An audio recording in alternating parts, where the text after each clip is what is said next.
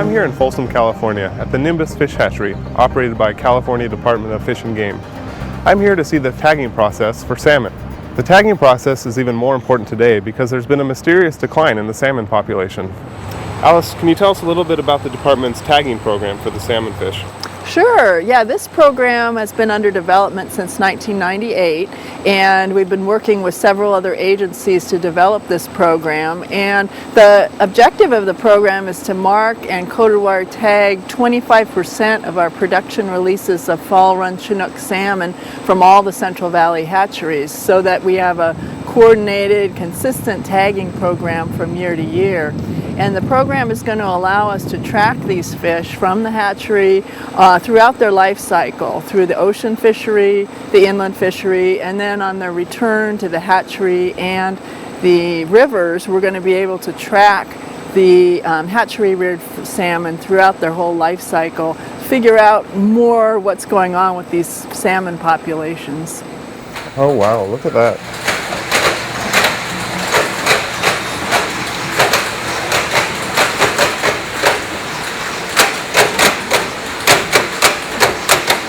Braden, can you show me a little bit about what's going on here?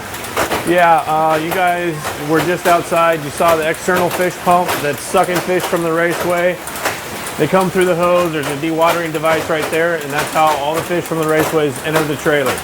So the fish come into here. There's another fish pump that's mounted on the bottom outside corner of this trough right here. You see this valve cycling open and closed. And what's happening here is there's a camera looking down in each one of these white trays. Oh wow, okay. So these cameras, this image right here, that's these two images that we're getting right here. And so those cameras are just measuring density, the black versus the white. So this fish pump is cycling on and off based on the density to maintain a constant density of fish in there. This whole mechanism here is the sorter. So what's happening here is there's a camera in each one of these black boxes. And again, if you come over here, it's taking an image of every single fish as it goes down, and it uses an equation to calculate the overall total length of the fish within 1/10 of a millimeter. Wow. And that equation is to account for curvature of the fish so that it gets a straight length on it. Okay. So, and in this particular case, we're only marking or clipping and tagging the 25%. And so 75% of these fish that are coming through the trailer are just getting imaged, counted, and they go right back out to the pond. And what's happening on this one is that half of what goes through that side is sorted to the lines. That's where the 25% comes from. And the other half of that side goes out to the pond. There's 6 of the automated lines. Okay. And as I mentioned, this sorter's sorting them for size. So these 6 lines are set up for different size fish. Anything that's too big or too small to do on the automated lines goes to the back of the trailer. My trailer assistant, she'll have to do those manually. So she'll manually clip and tag those fish. So each line has its own camera, and those TV monitors up there, what that is, that's just an inverted image of the fish. That's the clipper going and clipping the adipose fin. There's a sensor on the top of the Smart Core. When the snout of the fish is detected, a set of clamps, which I'll show you a set of clamps. So what happens is that sensor triggers, the clamps gently come together to hold the fish in place.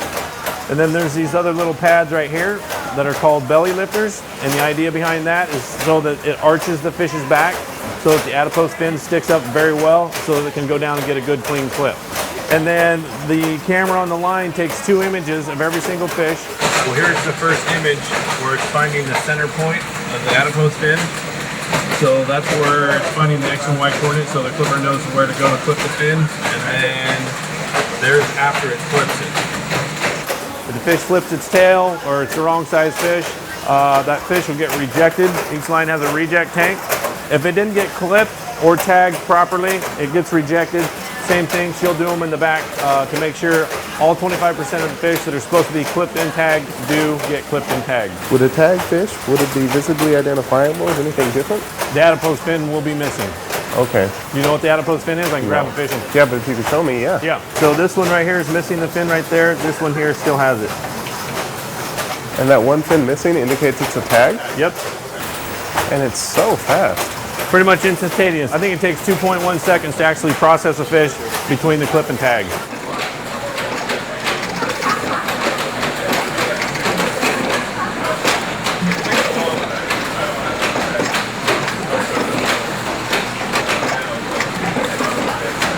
what happens on these lines is the machine, there's a hollow needle that it clips or cuts off a 1.1 millimeter long piece of this wire, and that's what's injected into the snout of the fish.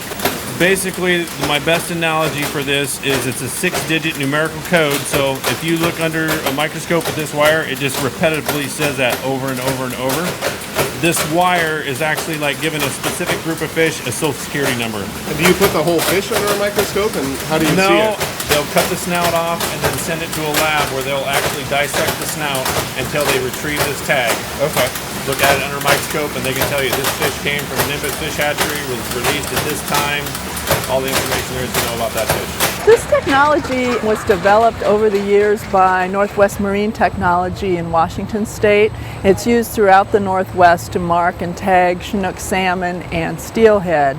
It's a very unique technology. It allows us to mark and tag many millions of fish in a very short period of time. Previously, with our hand tagging, we weren't able to mark and tag a great number of our fall run Chinook salmon production releases.